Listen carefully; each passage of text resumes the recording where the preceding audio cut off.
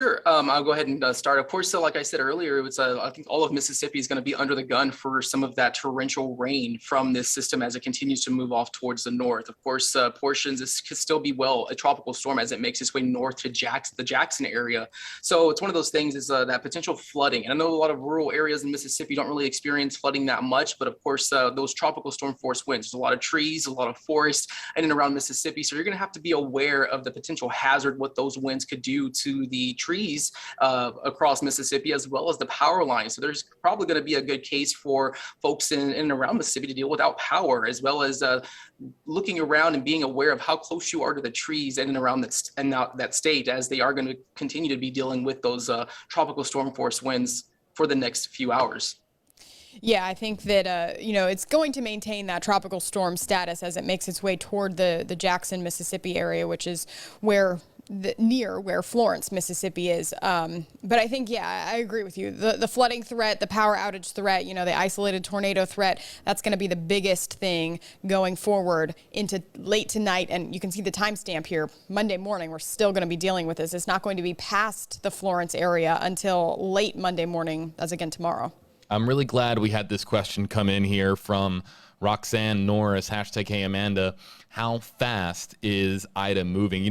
We have talked a little bit here in the last couple of hours about movement speed as far as Hurricane Ida. Now you see it there, right there in the center of your screen. You see movement speeds northwest at 13 miles per hour. Let me just say this.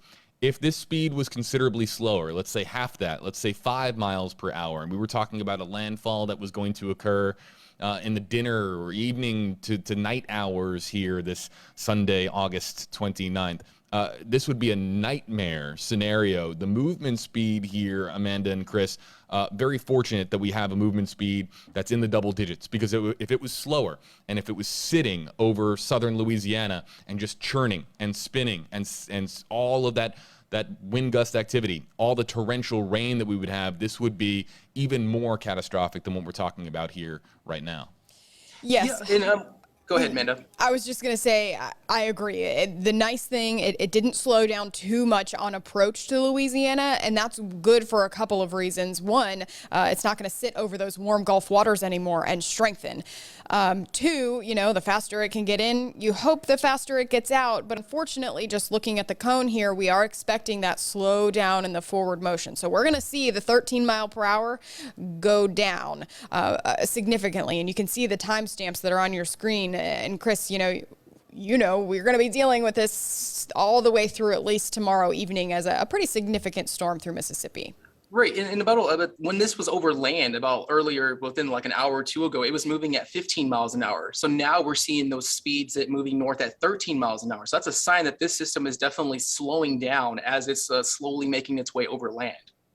Yeah, and I'm just going to kind of put on the distance here as it makes its way on land and then possibly by early tomorrow morning. So a little less than 24 hours from now, it's going to only move about 184 miles, whereas, it crossed the Gulf of Mexico in just a couple of day time frame. It wasn't very long at all. So we are going to see this slow down, but luckily it's not over water. How about Colby Jackson, #HJB, #Hey Amanda? What about Baton Rouge? So Baton Rouge, you guys are kind of right in that bullseye for where the center of the storm is going to be making its way. I'll take off the measurement there and zoom in for you. And you can see you're basically right along the center line, and it is going to maintain that status of at least a Category 1, if not a Category 2, moving over the Baton Rouge area.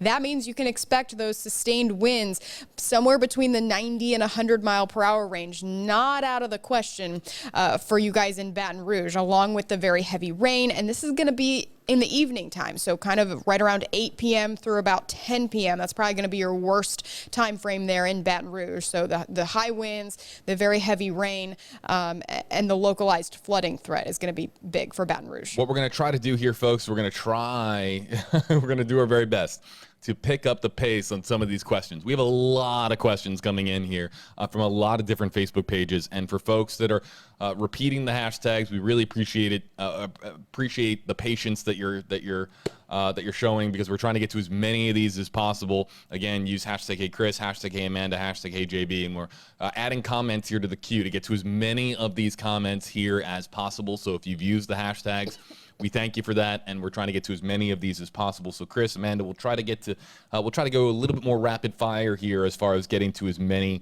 as possible.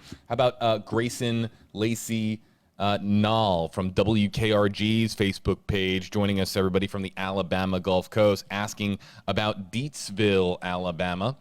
Will me and my family be okay in Deatsville, Alabama? We haven't heard much about Ida. Hashtag Hey Chris, hashtag Hey JB, hashtag Hey Amanda. And that's way up there, central Alabama, north of Montgomery. So central Alabama there, I think you're going to be safe from those sustained tropical storm force winds. But as we get into tomorrow timeframe, midday to late afternoon, you're going to be dealing with the eastern side. So that means you're going to deal with bouts of heavy rain, not necessarily significant rainfall to cause too much flooding. But what I'd be most concerned about in central Alabama heading into the next 2 days, really to late tonight, early tomorrow morning, all the way through maybe Tuesday morning, is the isolated tornado threat. How about this question? I just want to bring this up here for all of us. Amelia Vidrine Smith from KLFY's Facebook page correcting us on the pronunciation there, because we have heard a couple of different pronunciations as far as the landfall location. We're going to say it now. Hashtag AJB, it's Fushan with a silent N there. So Fusha, Alabama. I think I was saying the R earlier, and I think you're right. It's Fusha. Right, and I didn't know if the R was silent or if the N was silent, but again, just because this is a very remote area of coastal Louisiana, hashtag HJB, it's Fusha with a silent N there. So big thanks to our commenter for clarifying that. And let's get to this one here from April Salinas from WJTV's Facebook page, hashtag Hey Amanda. What does this mean for the people of Vicksburg, Mississippi? Should people leave Vicksburg? A little bit west of Jackson here, Amanda.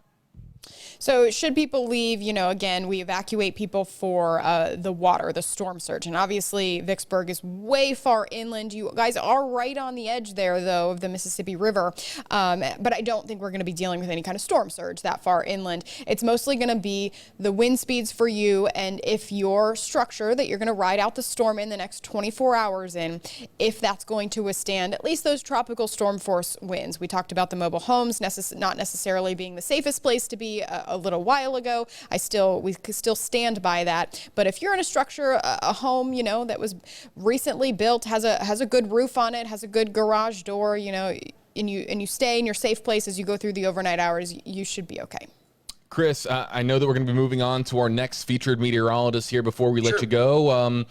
Joining us again from KVEO in Brownsville, Texas. What are you watching for here in the hours ahead with Hurricane Ida?